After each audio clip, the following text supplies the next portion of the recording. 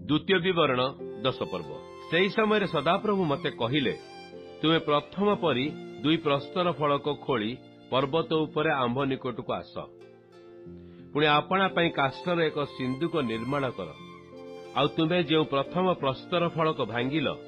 तहिरे जे वाक्य थिला ताहा आंभे एई प्रस्तर फलक लेखिबा पुणी तुम्भे ताहा एई सिंधुक रखिब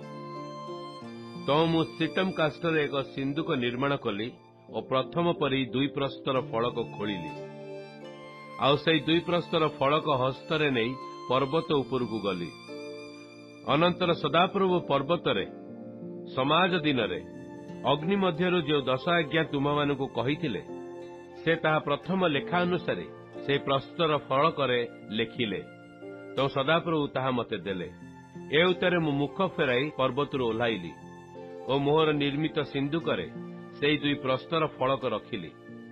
आउ मो प्रति सदाप्रभु का आज्ञानुसारे ताहा सेही स्थान रे रही अछि अनंतर इस्राएल संतानगण बेरात बनेया कंठारु मुसेरत को यात्रा कले से स्थान हारण मले और से स्थान से कबर पाइले पुणी ताकर पुत्र इलियासर तांको पदरे जाजक कर्म कला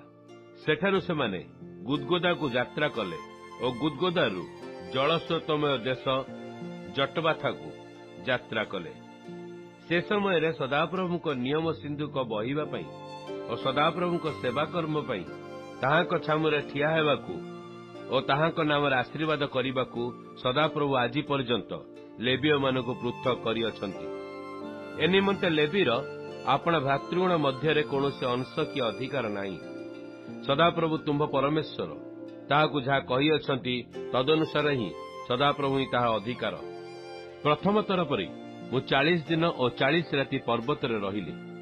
पुणी सेथिरे ही सदाप्रभु मो प्रति कर्णपात कले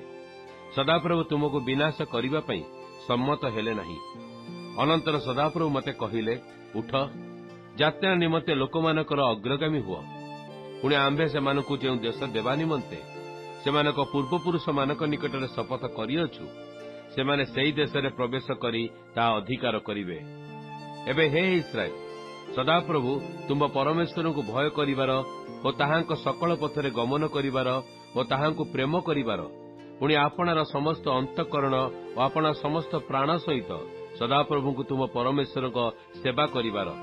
आउ आजी मु तुम हित निमंते सदाप्रभु को जे आज्ञा और विधि तुम मानकु देउअछि से समस्त पालन करिवार एसबु छड़ा सदाप्रभु तुम परमेश्वर तुम ठारू कौन लोढ़ंती देख आकाश मंडल और तही उपरिस्थ स्वर्ग पुणी पृथ्वी और तही मध्यस्थित समस्त वस्तु सदाप्रभु तुम परमेश्वर केवल पूर्वपुरुष मानक प्रति स्नेह करने सदाप्रभुकर संतोष थिबारु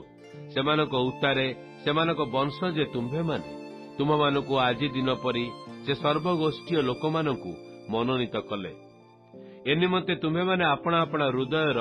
अग्रचर्म सुन्नत कर आउ शक्त ग्रीव हुओ नहीं कारण सदाप्रभु तुम परमेश्वर से देवगणर देव और प्रभु मानकर प्रभु महान सर्वशक्तिमान और भयंकर परमेश्वर से मनुष्यर मुखापेक्षा करती नहीं केवल लांच ग्रहण करती नहीं से पितृहीन और विधवार विचार निष्पत्ति करती और विदेशी की अन्न वस्त्र दे प्रेम करती ए निमंते तुम्हें माने विदेशी की प्रेम कर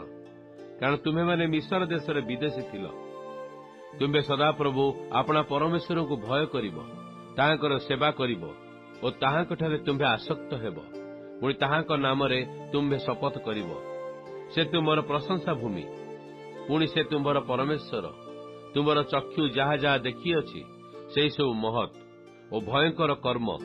से तुम्भ निमंते करि अछंती तुम पूर्वपुरुष माने 70 प्राणी सहित मिस्र को जाइथिले मात्र एबे सदाप्रभु तुम परमेश्वर आकाश मंडलर तारागण परी तुम्भकु बहु संख्यक करि अछंती।